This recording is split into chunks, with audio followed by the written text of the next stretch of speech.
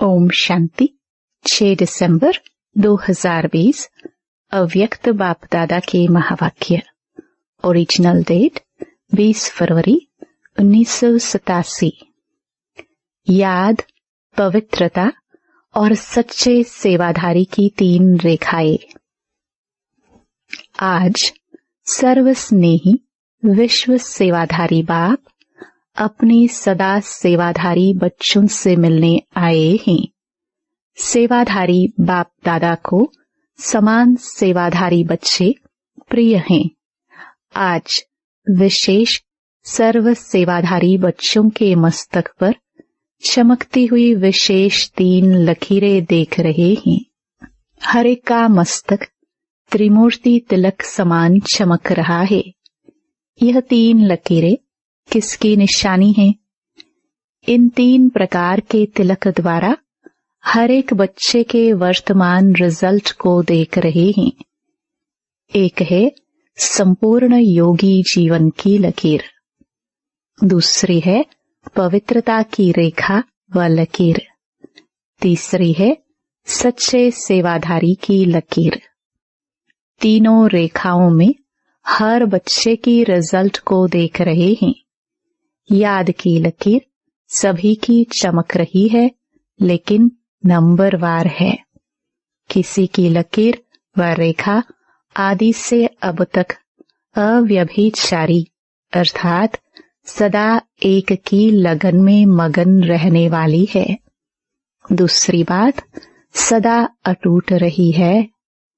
सदा सीधी लकीर अर्थात डायरेक्ट बाप से सर्व संबंध की लगन सदा से रही है। वह किसी निमित्त आत्माओं के द्वारा बाप से संबंध जोड़ने के अनुभवी है। डायरेक्ट बाप का सहारा है। वह किसी आत्मा के सहारे द्वारा बाप का सहारा है। एक हैं सीधी लकीर वाले, दूसरे हैं बीच बीच में थोड़ी टेढ़ी लकीर वाले। यह है याद की लकीर की विशेषताएं। दूसरी है संपूर्ण पवित्रता की लकीर व रेखा। इसमें भी नंबरवार हैं। एक है ब्राह्मण जीवन लेते ही ब्राह्मण जीवन का विशेष बाप का वरदान प्राप्त कर सदा और सहज इस वरदान को जीवन में अनुभव करने वाले।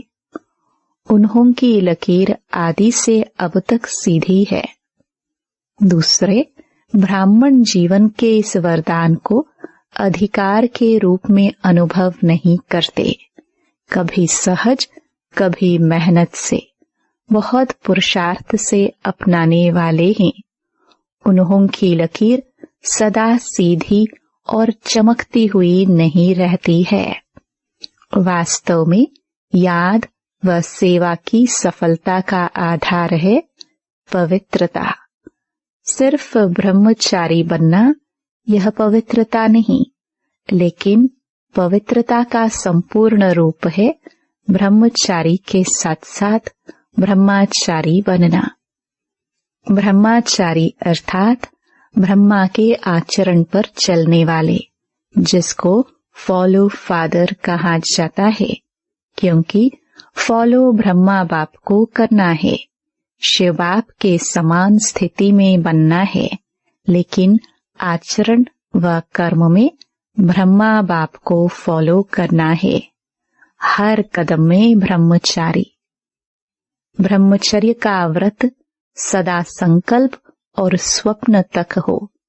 पवित्रता का अर्थ है सदा बाप को कंपानियन साथी बनाना और बाप की कंपनी में सदा रहना। कंपानियन बना दिया बाबा मेरा, यह भी आवश्यक है, लेकिन हर समय कंपनी भी बाप की रहे। इसको कहते हैं संपूर्ण पवित्रता। संगठन की कंपनी, परिवार के स्नेह की मर्यादा वह अलग चीज है, वह भी आवश्यक है, लेकिन बाप के कारण ही यह संगठन के स्नेह की कंपनी है। यह नहीं भूलना है। परिवार का प्यार है, लेकिन परिवार किसका? बाप का। बाप नहीं होता तो परिवार कहाँ से आता?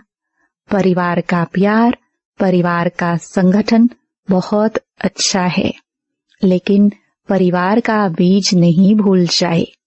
बाप को भूल परिवार को ही कंपनी बना देते हैं। बीच बीच में बाप को छोड़ा तो खाली जगह हो गई, वहां माया आ जाएगी। इसलिए स्नेह में रहते, स्नेह देते लेते समूह को नहीं भूले। इसको कहते हैं पवित्रता। समझने में तो होशियार हो ना। कई बच्चों को संपूर्ण पवित्रता की स्थिति में आगे बढ़ने में मेहनत लगती है, इसलिए बीच बीच में कोई को कंपेनियन बनाने का भी संकल्प आता है, और कंपनी भी आवश्यक है, यह भी संकल्प आता है। सन्यासी तो नहीं बनना है, लेकिन आत्माओं की कंपनी में रहते बाप की कंपनी को भूल नहीं जाओ, नहीं तो समय पर उस आत्मा की कंपनी याद आएगी और बाप भूल जाएगा, तो समय पर धोखा मिलना संभव है। क्योंकि साकार शरीरधारी के सहारे की आदत होगी, तो अव्यक्त बाप और निराकार बाप पीछे याद आएगा, पहले शरीरधारी याद आएगा। अगर किसी भी समय पहले साकार का सहारा याद आया तो नंबर 1 वह हो गया और दूसरा नंबर बाप हो गया। जो बाप को दूसरे नंबर में रखते तो उसको पद क्या मिलेगा? नंबर 1 या 2। सिर्फ सहयोग लेना, स्नेही रहना वह अलग चीज है, लेकिन सहारा बनाना अलग चीज है। यह बहुत गुह्य बात है, इसको यथार्थ रीति से जानना पड़े। कोई कोई संगठन में स्नेही बनने के बजाय न्यारे भी बन जाते हैं। डरते हैं ना, मालूम फंस जाए, इससे तो दूर रहना ठीक है, लेकिन नहीं। 21 जन्म भी प्रवृत्ति में परिवार में रहना है ना, तो अगर डर के कारण किनारा कर लेते, न्यारा बन जाते, तो वह कर्म सन्यासी के संस्कार हो जाते हैं। कर्म योगी बनना है, कर्म सन्यासी नहीं। संगठन में रहना है, स्नेही बनना है, लेकिन बुद्धि का सहारा एक बाप हो, दूसरा न कोई।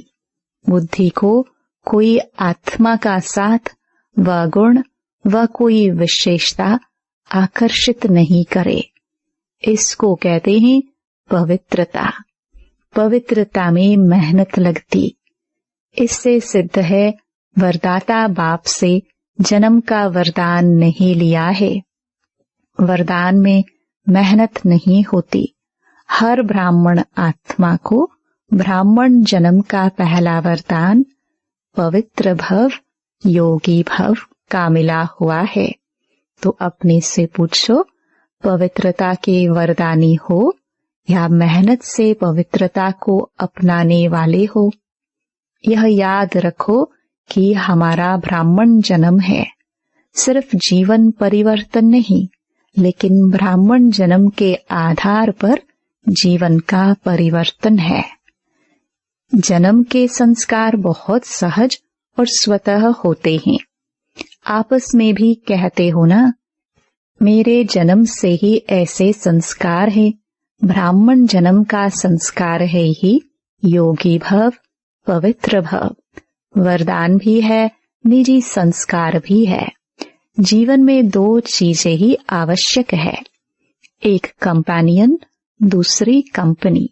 इसलिए त्रिकालदर्शी बाप सभी की आवश्यकताओं को जान कंपेनियन भी बढ़िया, कंपनी भी बढ़िया देते हैं। विशेष डबल विदेशी बच्चों को दोनों चाहिए।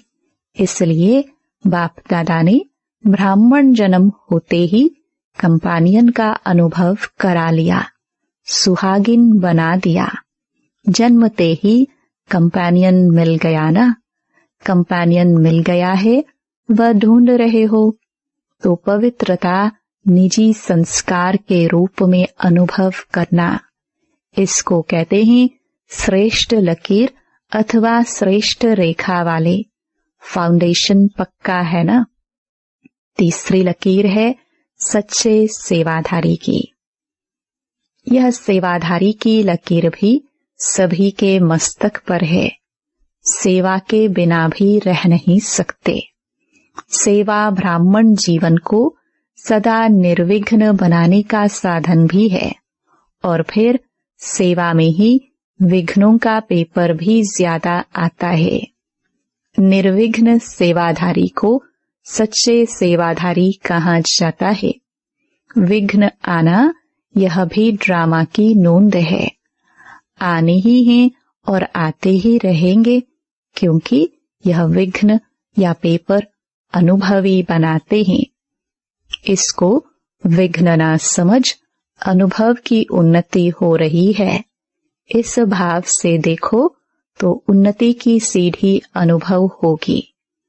इससे और आगे बढ़ना है, क्योंकि सेवा अर्थात संगठन का सर्व आत्माओं की दुआ का अनुभव करना। सेवा के कार्य में सर्व की दुआएं मिलने का साधन है। इस विधि से, इस वृत्ति से देखो तो सदा ऐसे अनुभव करेंगे कि अनुभव की अथॉरिटी और आगे बढ़ रही है। विघ्न को विघ्न नहीं समझो और विघ्न अर्थात निमित्त बनी हुई आत्मा को विघ्नकारी आत्मा नहीं समझो। अनुभवी बनाने वाले शिक्षक समझो। जब कहते हो निंदा करने वाले मित्र हैं, तो विघ्नों को पास करा के अनुभवी बनाने वाला शिक्षक हुआ ना, पाठ पढ़ाया ना। जैसे आजकल के जो बीमारियों को हटाने वाले डॉक्टर्स हैं, वह एक्सरसाइज व्यायाम कराते हैं, तो एक्सरसाइज में पहले दर्द होता है, लेकिन वह दर्द सदा के लिए बेदर्द बनाने के निमित्त होता है। जिसको यह समझ नहीं होती है वह चिल्लाते हैं, इसने तो और ही दर्द कर लिया, लेकिन इस दर्द के अंदर छिपी हुई दवा है। इस प्रकार रूप भल विघ्न का है। आपको विघ्नकारी आत्मा दिखाई पड़ती, लेकिन सदा के लिए विघ्नों से पार कराने के निमित्त, अचल बनाने के निमित्त वही बनते। इसलिए सदा निर्विघ्न सेवाधारी को कहते हैं सच्चे सेवाधारी। ऐसे श्रेष्ठ लकीर वाले सच्चे सेवाधारी कहे जाते हैं। सेवा में सदा स्वच्छ बुद्धि, स्वच्छ वृत्ति और स्वच्छ कर्म सफलता का सहज आधार है। कोई भी सेवा का कार्य जब आरंभ करते हो तो पहले यह चेक करो कि बुद्धि में किसी आत्मा के प्रति भी स्वच्छता के बजाय अगर बीती हुई बातों की जरा भी स्मृति होगी तो उसी वृत्ति दृष्टि से उनको देखना, उनसे बोलना होता। तो सेवा में जो स्वच्छता से संपूर्ण सफलता होनी चाहिए वह नहीं होती। बीती हुई बातों को व वृत्तियों आदि सबको समाप्त करना, यह है स्वच्छता। बीती का संकल्प भी करना कुछ परसेंटेज में हल्का पाप है। संकल्प भी सृष्टि बना देता है। वर्णन करना तो और बड़ी बात है, लेकिन संकल्प करने से भी पुराने संकल्प की स्मृति सृष्टि अथवा वायुमंडल भी वैसा बना देती है। फिर कह देते मैंने जो कहा था ना ऐसे ही हुआ ना, लेकिन हुआ क्यों? आपके कमजोर व्यर्थ संकल्प ने यह व्यर्थ वायुमंडल की सृष्टि बनाई।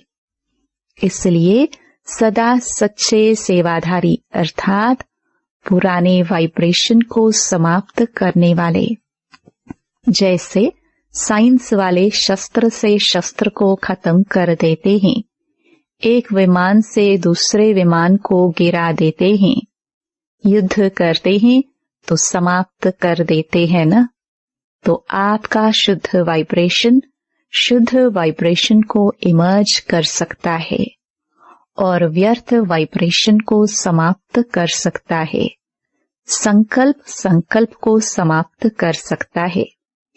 अगर आपका पावरफुल शक्तिशाली संकल्प है तो समर्थ संकल्प व्यर्थ को खत्म जरूर करेगा। समझा? सेवा में पहले स्वच्छता अर्थात पवित्रता की शक्ति चाहिए। यह 3 लकीरें चमकती हुए देख रहे हैं। सेवा के विशेषता की और अनेक बातें सुनी भी हैं।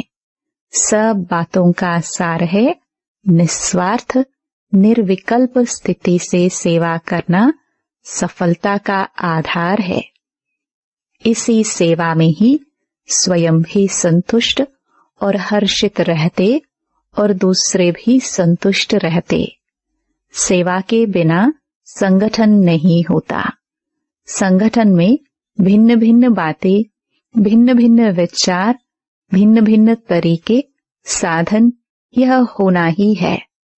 लेकिन बातें आते भी भिन्न भिन्न साधन सुनते हुए भी स्वयं सदा अनेक को एक बाप की याद में मिलाने वाले एकरस स्थिति वाले रहो। कभी भी अनेकता में मूंझो नहीं। अब क्या करे, बहुत विचार हो गए हैं, किसका माने किसका ना माने। अगर निस्वार्थ निर्विकल्प भाव से निर्णय करेंगे तो कभी किसी को कुछ व्यर्थ संकल्प नहीं आएगा, क्योंकि सेवा के बिना भी रह नहीं सकते, याद के बिना भी रह नहीं सकते। इसलिए सेवा को भी बढ़ाते चलो, सेवा को भी स्नेह, सहयोग और निस्वार्थ भाव से बढ़ाते चलो। समझा? बाप दादा को खुशी है कि देश विदेश में छोटे बड़े सभी ने उमंग उत्साह से सेवा का सबूत दिया। विदेश की सेवा का भी सफलतापूर्वक कार्य संपन्न हुआ और देश में भी सभी के सहयोग से सर्व कार्य संपन्न हुए, सफल हुए। बाप दादा बच्चों के सेवा की लगन को देख हर्षित होते हैं।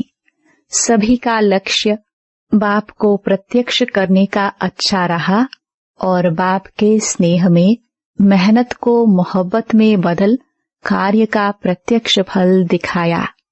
सभी बच्चे विशेष सेवा के निमित्त आए हुए हैं। बाप दादा भी वाह बच्चे वाह के गीत गाते हैं। सभी ने बहुत अच्छा किया।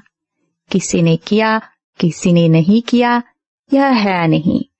चाहे छोटे स्थान हैं व बड़े स्थान हैं, लेकिन छोटे स्थान वालों ने भी कम नहीं किया। इसलिए सर्व की श्रेष्ठ भावनाओं और श्रेष्ठ कामनाओं से कार्य अच्छे रहे और सदा अच्छे रहेंगे। समय भी खूब लगाया, संकल्प भी खूब लगाए, प्लान बनाया तो संकल्प किया ना। शरीर की शक्ति भी लगाई, धन की शक्ति भी लगाई, संगठन की शक्ति भी लगाई।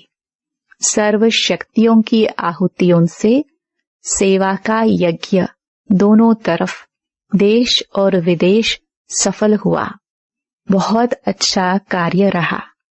ठीक किया व नहीं किया यह क्वेश्चन ही नहीं, सदा ठीक रहा है और सदा ठीक रहेगा। चाहे मल्टी मिलियन पीस का कार्य किया, चाहे गोल्डन जुबली का कार्य किया, दोनों ही कार्य सुंदर रहे। जिस विधि से किया वह विधि भी ठीक है। कहाँ कहाँ चीज की वैल्यू बढ़ाने के लिए पर्दे के अंदर वह चीज रखी जाती है। पर्दा और ही वैल्यू को बढ़ा देता है और जिज्ञासा उत्पन्न होती है कि देखे क्या है, पर्दे के अंदर है तो जरूर कुछ होगा। लेकिन यही पर्दा प्रत्यक्षता का पर्दा बन जाएगा। अभी धरनी बना ली। धरनी में जब बीज डाला जाता है वो अंदर छिपा हुआ डाला जाता है। बीज को बाहर नहीं रखते, अंदर छिपा कर रखते हैं। और फल व वृक्ष गुप्त बीज का ही स्वरूप प्रत्यक्ष होता। तो अब बीज डाला है, वृक्ष बाहर स्टेज पर स्वतः ही आता जाएगा। खुशी में नाच रहे हो ना, वाह बाबा तो कहते हो, लेकिन वाह सेवा भी कहते हो। अच्छा, समाचार तो सब बाप दादा ने सुन लिया। इस सेवा से जो देश विदेश के संगठन से वर्ग की सेवा हुई, वह चारों ओर एक ही समय एक ही आवाज बुलंद होने या फैलने का साधन अच्छा है। आगे भी जो भी प्रोग्राम करो, लेकिन एक ही समय देश विदेश में चारों ओर एक ही प्रकार की सेवा कर, फिर सेवा का फलस्वरूप मधुबन में संगठित रूप में हो। चारों ओर एक लहर होने कारण सब में उमंग उत्साह भी होता है और चारों ओर रूहानी रेस होती, रीस नहीं कि हम और ज्यादा से ज्यादा सेवा का सबूत दे। तो इस उमंग से चारों ओर नाम बुलंद हो जाता है। इसलिए किसी भी वर्ग का बनाओ, लेकिन चारों ओर सारा वर्ष एक ही रूपरेखा की सेवा की तरफ अटेंशन हो, तो उन आत्माओं को भी चारों ओर का संगठन देख उमंग आता है, आगे बढ़ने का चांस मिलता है। इसी विधि से प्लान बनाते बढ़ते चलो। पहले अपनी अपनी एरिया में उन वर्ग की सेवा कर छोटे छोटे संगठन के रूप में प्रोग्राम करते रहो और उस संगठन से फिर जो विशेष आत्माएं हो उनको इस बड़े संगठन के लिए तैयार करो। लेकिन हर सेंटर या आसपास के मिलकर करो, क्योंकि कई यहाँ तक नहीं पहुंच सकते, तो वहां पर भी संगठन का जो प्रोग्राम होता उससे भी उन्हों को लाभ होता है। तो पहले छोटे छोटे स्नेह मिलन करो, फिर जोन को मिलाकर संगठन करो, फिर मधुबन का बड़ा संगठन हो। तो पहले से ही अनुभवी बन करके फिर यहाँ तक भी आएंगे। लेकिन देश विदेश में एक ही टॉपिक हो और एक ही वर्ग के हो। ऐसे भी टॉपिक्स होते हैं जिसमें 2-4 वर्ग भी मिल सकते हैं। टॉपिक विशाल है तो 2-3 वर्ग के भी उसी टॉपिक बीच आ सकते हैं। तो अभी देश विदेश में धर्म सत्ता, राज्य सत्ता और साइंस की सत्ता, तीनों के सैंपल तैयार करो। अच्छा, सर्व पवित्रता के वरदान के अधिकारी आत्माओं को सदा एक रस, निरंतर योगी जीवन के अनुभवी आत्माओं को सदा हर संकल्प, हर समय सच्चे सेवाधारी बनने वाली श्रेष्ठ आत्माओं को विश्व स्नेही, विश्व सेवाधारी बाप दादा का याद प्यार और नमस्ते। वरदान कंबाइंड स्वरूप की स्मृति द्वारा अभूल बनने वाले निरंतर योगी भव। जो बच्चे स्वयं को बाप के साथ कंबाइंड अनुभव करते हैं, उन्हें निरंतर योगी भव का वरदान स्वतः मिल जाता है, क्योंकि वो जहाँ भी रहते हैं मिलन मेला होता रहता है। उन्हें कोई कितना भी भुलाने की कोशिश करे, लेकिन वे अभूल होते हैं। ऐसे अभूल बच्चे जो बाप को अति प्यारे हैं, वही निरंतर योगी हैं, क्योंकि प्यार की निशानी है स्वतः याद। उनके संकल्प रूपी नाखून को भी माया हिला नहीं सकती। स्लोगन: कारण सुनाने के बजाय उसका निवारण करो तो दुआओं के अधिकारी बन जाएंगे। ओम शांति।